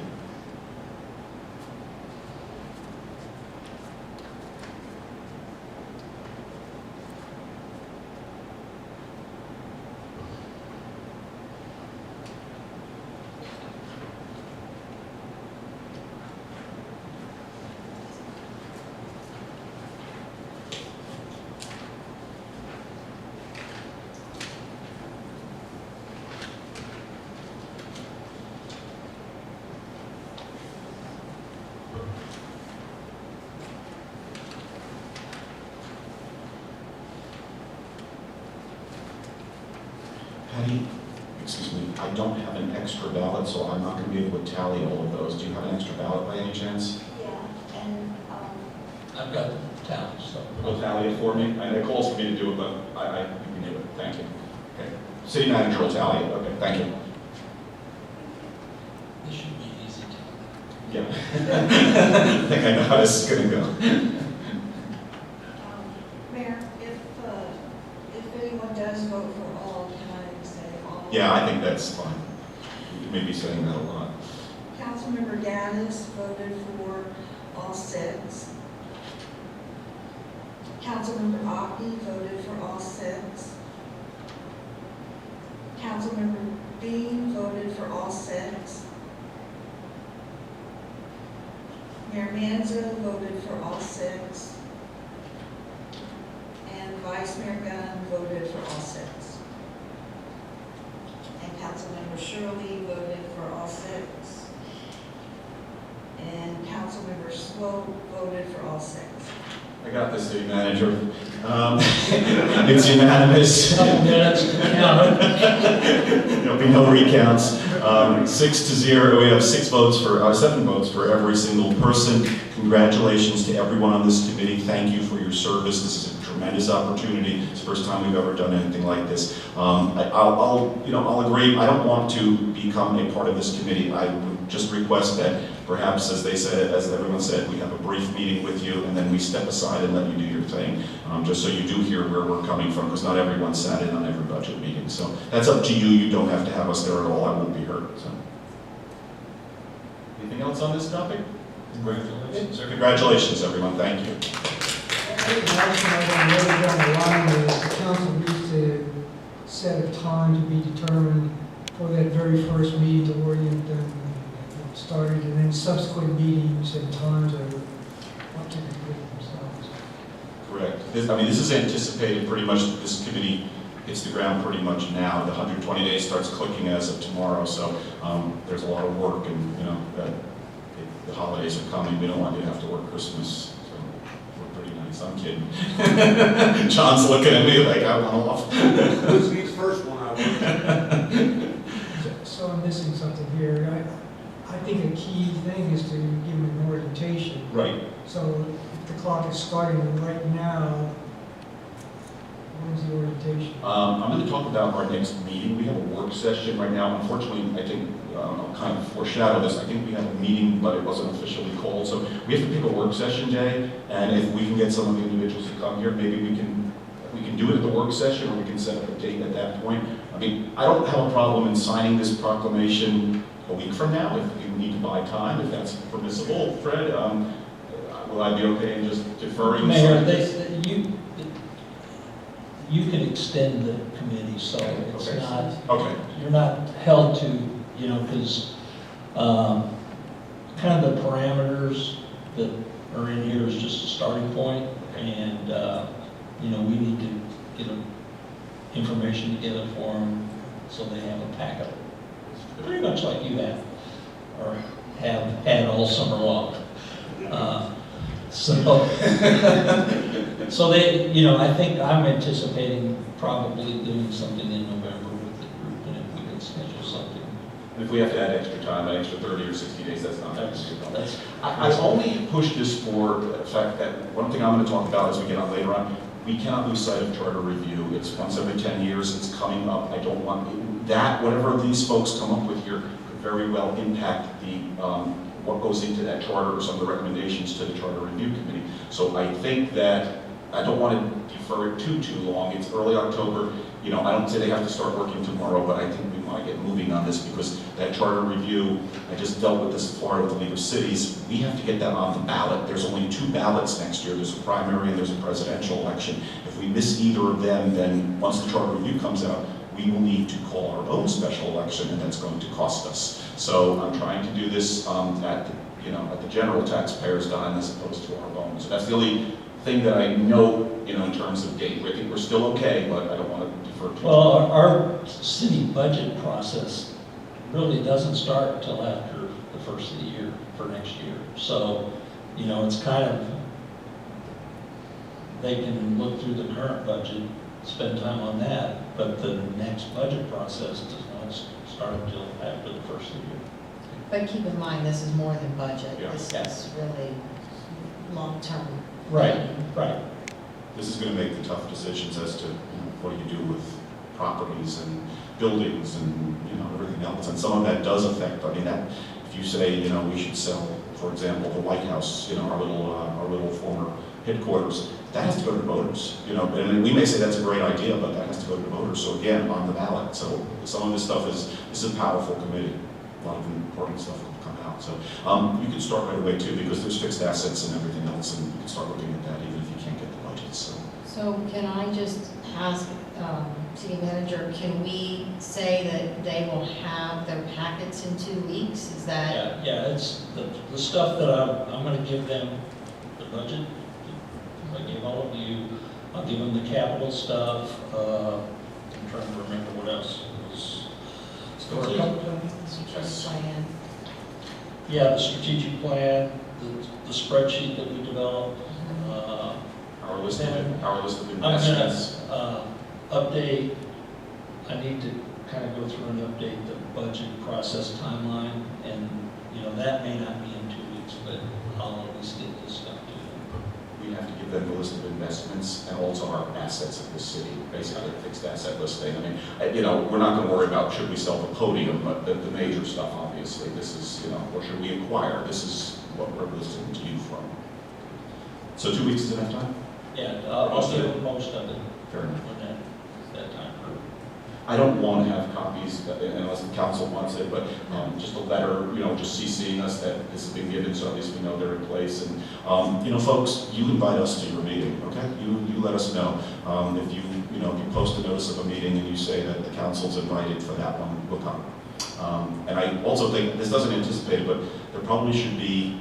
We don't need it every single meeting, but there should be an occasional update. I don't want us to know at the end of the 120 days, here's what we were doing, and then we say, oops, that's not quite what we wanted. So maybe just occasionally, just a presentation, a 5-minute presentation, here's what we're working on, because I don't intend to come to all your meetings again. I want to keep this autonomous. Strongly agree. Thank you. Okay. Mayor. Yes, oh, I'm sorry, Council. Two comments. The charter provision says 120 days unless you set a different time. So if you get 100 days in and know that they need 30 additional days, you can always do a amendment resolution that increases the time. Second thing is, before the city council members go to something like that, it should be noticed, because if council members are going to something like that and are absolutely not going to comment, then you are probably okay with the sunshine law. If city council members are going to something like that and are going to participate at all, then the appropriate thing to do is notice the city council members' presence at that, so that the city clerk can be there to take minutes, and it can be noticed so there's no sunshine violation. Council, that's an excellent point. We're going to bring them to our meeting. Well, you know what? Need to notice that the city council members will be at that event. Yeah, we're not going to go to their meeting. They're going to come to ours. We'll just call a special council meeting. That ends that problem. And then it's a council meeting and they're presenting here, and we don't have, then it's fully open in the sunshine. We have no issue. Excellent point. Thank you.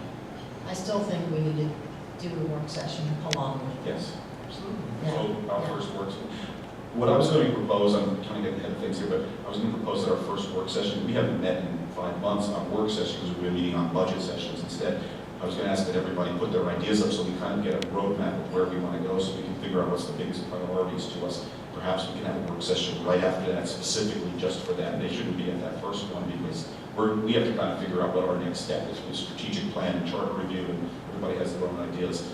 But then we could hold the second one. We could have 2 work sessions, and that would be just theirs. And basically, then it's a council meeting, they're there, and everything is within the sunshine. And can I just ask Lynn one more thing to add to the list, is make sure they get a copy of the mortgage, because I know that that's going to be, for Ron, probably something really important to review. And just for clarification, this committee, ad hoc committee, is covered by the sunshine laws in public records. And it's noticed and scheduled. So it's open to the public, and council members go to other meetings and ad hoc committees and boards and sit in, and I don't see anything special or different about that. But if we attend one of your meetings, you know, if Glenn and I attended, I can say something, but if it starts to become a debate between us, we can't do that. So we have to just watch what we say. We may not say anything at all. But we can routinely go to meetings from time to time. So, but we just don't say anything that can be considered a meeting for us. These meetings will be recorded as well, is that correct? Required to be. I just want to make sure. And there will be minutes, brief, 2 pages. Committees, they usually have their own secretary. They'll have their own secretary, right? I'm kidding. Somewhere with minutes. Welcome to Patty's world. Okay, good. Thank you, and thank you, everyone. Good luck on that committee. Next, we move to item number 7, which is to authorize the city manager to execute the contract for law enforcement services, Amendment 1 with the Pinellas County Sheriff for fiscal year 2019-2020. The description says, authorize Amendment 1 with the Pinellas County Sheriff's Office to provide code enforcement in the city. Many of you know we just signed a contract with them. I believe this is Mr. City Manager Reeves' motion. It's not noted that it was anyone else's, right? Yes. Do you want to introduce it first before we go into discussion? Mayor and Council, this is a request through our budget process that we determined we were going to transfer the code enforcement to a sheriff's deputy at a rate of $46.49 per hour. For hours utilized, the amount that was put in the budget is $37,000, which equates to about 15 hours a week. We still, in reading the amendment, we still have to support it administratively, which that was all discussed around. So all I'm asking tonight is approval to go ahead and execute the agreement and get it back to the sheriff, and then we'll get whoever the sheriff assigns to us on this, and we'll schedule them accordingly. This begins immediately upon execution. Yes. Do we have a motion? Second? Second. Okay, we're open for discussion.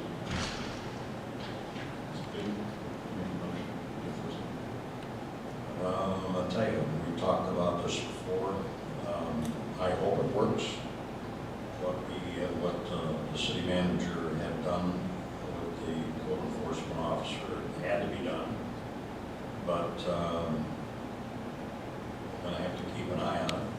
And I hope that all the council members look around the city and observe what's going on. So if there is a deficiency, we can address it as soon as we can.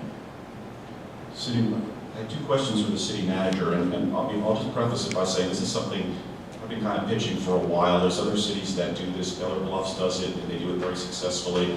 Reddington, I think I'm not sure if it's Reddington Shores or Reddington Beach does it. Sheriff presently does it for 5 cities, and quite well. So we also have the second benefit that we do have a sheriff out there. So it's kind of, doesn't give us a second level of control, because that's not the point, but still have a sheriff, and they're law enforcement, and they have the sheriff's power, and that's helpful to us also. I have 2 brief questions for City Manager Reeves. One is that we typically get a monthly report, and it's typically given to us, you know, when we were doing it here, it's typically given to us here when we arrive. I'm going to ask to what Councilmember Beam just said, if we can get that report integrated with our monthly packet before the meetings, and that can also be presented then by the sheriff who does the presentation, I think that would be very helpful, so we can monitor how this is going. I don't look at it till I get home, you know, and I'd like to do it while he's here if there's a question. I'll speak to Captain Liner about it. And my only other question was, this requires us to give them office space over here. The sheriff already has office space. We anticipate nothing new, right? No, they're going to go into that office. The only thing that I have clarified is if we need to put a computer in there, because currently there isn't one. But either way, I think we're okay with that. And Captain Liner has identified someone. He'll bring him out to meet with us, and I'll try to get him to come to maybe the next city council meeting so he can meet.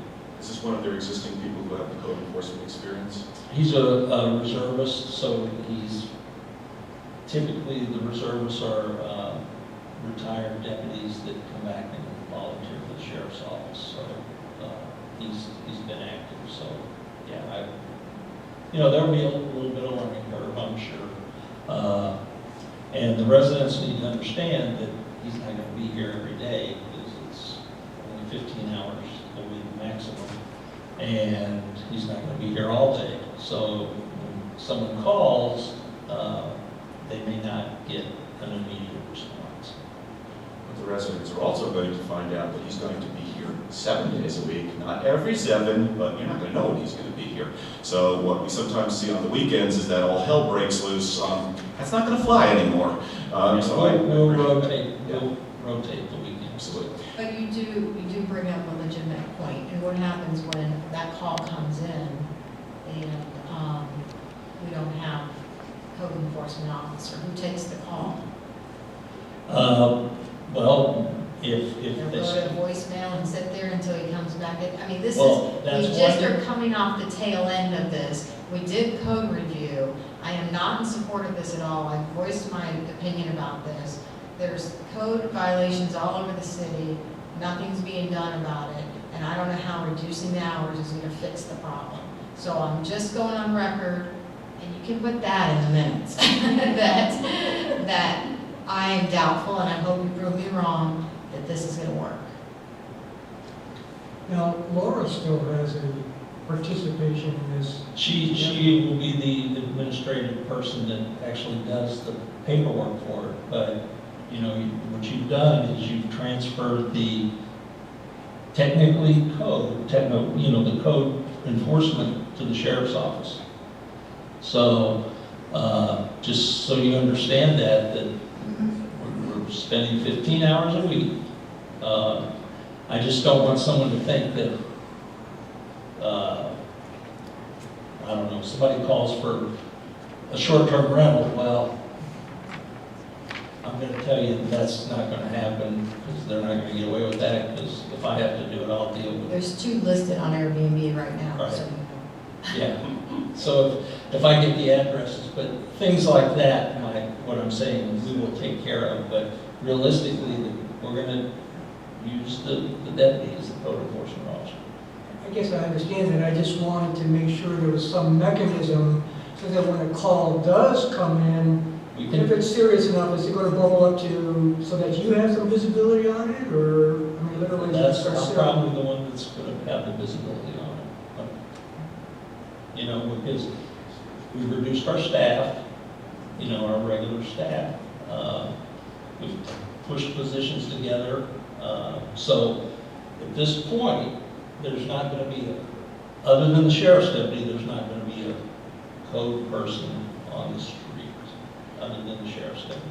Now, with the regular sheriff, even when we had full-time code, who wasn't really full-time, even though her title was full-time, she wasn't out on the street full-time. I know she was doing a lot of other activities, so she wasn't patrolling 40 hours a week. She was more like 20 hours a week. Right. But the only, Councilwoman Shirley has a point. If somebody calls up and says, we need somebody out there now, we had that problem when we had a full-time person, because we had complaints, I had received complaints that, hey, the roofer is working on a Sunday. Now, the sheriff had coverage, the regular sheriff, not when they were code, but the regular sheriff had some coverage responsibility. They weren't code experts, so that kind of worked okay, but again, nobody expected them to be experts. We would still have that coverage though, too, wouldn't we? Yes, yeah. So we still have the sheriff, regular sheriff, in case something's really going bad. Right, and I'll just use a short-term rental. On a weekend, it may have been me going there to visit the people, but I also would send the sheriff there, so I had 2 reports. It's better more than little, let's put it that way. So, and if it's something serious, then yes. If it's somebody doesn't like somebody's bird feeder in their backyard, no, we're not going to chase the bird feeder. That's understandable, but my point is once or twice during the day, somebody's going to listen to that recorder. Oh, yeah. And decide whether. Well, there still can call City Hall. Or warrants an immediate response by you. Right. No, we'll have a log of some type, so the deputy, when he comes in, he knows who he has to go visit. And for the most part, grass cutting and stuff like that, that's on an abatement schedule, so It's a matter of driving the street, you don't cut your grass, guess who cuts it? And we do it cheaply, only $200. So is he gonna also, the sheriff gonna go talk to, like, the people that are on this list to make sure that they comply, or? Right. So you'll give them a list and say these people need to be checked up on? He'll patrol the street. It's kind of, if you look at this, the C's are complaints, the P's are something proactive that we picked up. But he will do the same thing. He would patrol the city, look, and if there's proactive, but he'll also receive complaints, you know. Like for the left courtesy notices, I see a bunch of those. What does that mean? They have so many days to comply? What we do is we give them a door hanger if no one's home. If someone's home, we tell them. And, but if no one's there, we leave a door hanger. Sometimes they call back, sometimes they don't call back, or sometimes they don't comply. And the next step is to give them a code violation letter. You know, the first time around, it's kind of like the sheriff giving a warning, and then the next time around, if it's the same situation, they get a code violation letter. I guess, is it like they have 30 days to comply, 90 days? No, most of them are 5 to 10 days. 5 to 10 days, so if they haven't complied in 5 to 10 days. And we send them a code violation letter. City Manager, we've been, the last couple of years, we've been very fair, I think, with code. We've been understanding, it might be 5 to 10 days, but if you call up and say, listen, I'm working on it, it's going to take 12 days. Yeah. I just want to make sure you assure me, before we go to this outside service, we're going to still have that same level of response in terms of, we're going to be understanding, this isn't to turn it into something, brutal. It's going to be the same level of enforcement, same idea, like we want to work with complaints. It's working on education. It's not more on education fines. than anything. Now, I will say short-term rentals are It's a different story. That's a different story. Because a lot of times they've told us, no, we don't rent. And that's part of why we send out the rental registration every year to all the non-homesteaded properties. Because Johnny may not rent his house last year, but guess what? There's a renter in it this year. So we want them to verify that. I just don't want to have a situation like what happened up the road here a bit, where, not us, where one city, was going after a person who was a veteran, and it became national news, and there's lawsuits and stuff. No. I mean, that city, okay, I know that mayor, it's not the mayor's fault, but it is, you don't want to be them. There was death threats made to the mayor, and it's a national headline in the city, it was terrible. Really, most of our code violations are vacant lots that people don't cut the grass. And we started that abatement process probably about a year and a half ago. We send them a letter, they don't cut it. For a year, we can just go cut it without sending them any more letters. $200 a pop. Okay. So make sure you cut your grass. That's another revenue source for the finance. Now, to ease concerns too, it's basically just a trial. Yes, it is. I mean, it's only funded for fiscal year 20 and paid for on an as-needed basis. I mean, Right. You could cancel this contract in 6 months if you wanted to, if you didn't feel it was working out. We only pay for what we're getting. Any other council comments? Any other council comments? Legal counsel, do you have any comments on the contract? I do not. Thank you. I'm going to open up to the floor then. Any citizen comments? There being none, the floor comments are closed. Back to council. Any final comments? Mr. Lee, you make the motion. Last word. Like I said, I agree with Councilwoman Shirley. We need to keep an eye on this and make sure it works. That's all I ask.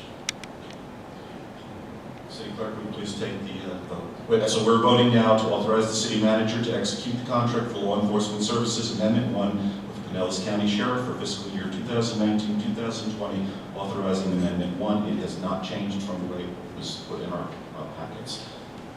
Councilmember Aki? Aye. Councilmember Bean? Aye. Councilmember Gaddis? Aye. Councilmember Shirley? Nay. Councilmember Swope? Aye. Vice Mayor Gunn? I, Mayor Manzo.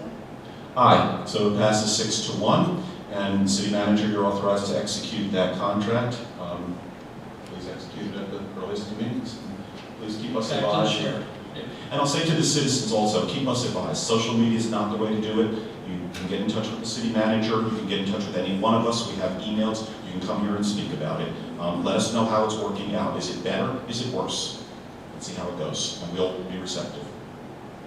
Okay.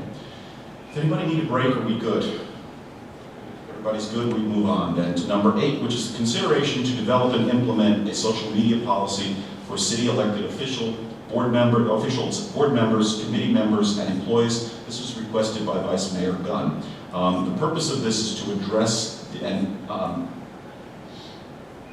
can't read my writing, we changed this implication, the growing implication of social media conflicting with the Sunshine Law and public records requirements. This will also align with the strategic plan, in essence, community and communications. Do we have a motion? Second? Second. We're going to open it up to discussion, and Councilmember Beam, I know this was Vice Mayor Guns, if you might yield, and he can, I know have a presentation. Thank you. Vice Mayor, wherever you're comfortable making the presentation, and just be cognizant, if you will, of the time.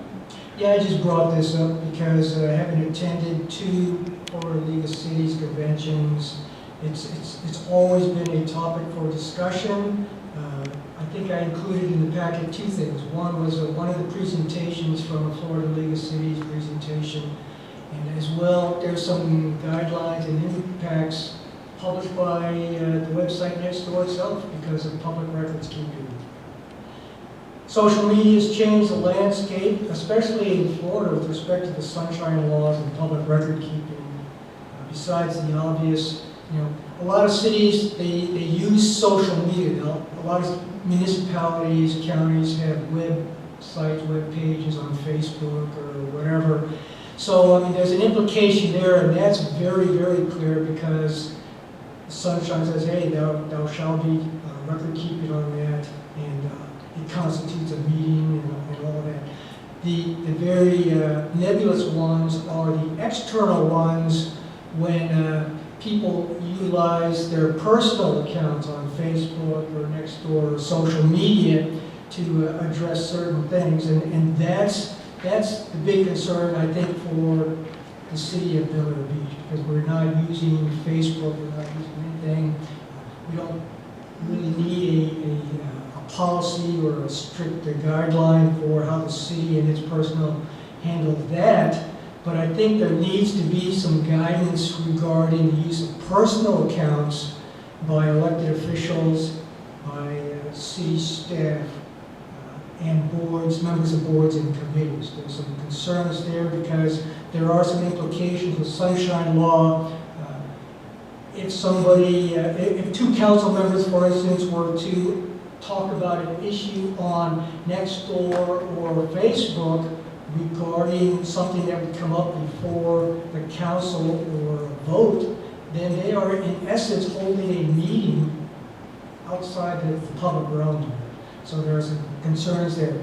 There are also some concerns that because you are using your personal account outside of the city, those records are not being captured and archived. So the responsibility literally falls on the individual.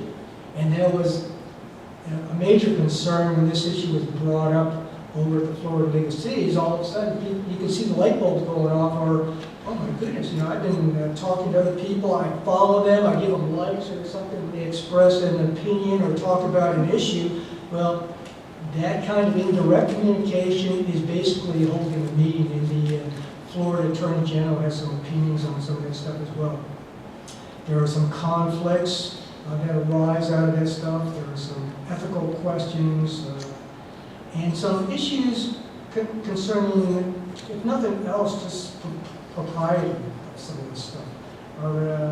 If you look at our strategic plan, we talk about engendering community, we talk about communications and engendering communication between the city and its residents. So the big concern there is to maintain some semblance of decorum and civility in some of these things. And I've seen some of the latest stuff and the flame baiting going on and some of that stuff and some of the public shaming and stuff like that going on. And I think it's inappropriate, and I think as the council, we need to talk about this and openly discuss it. It's an elephant in the room, I think, that needs to be talked about.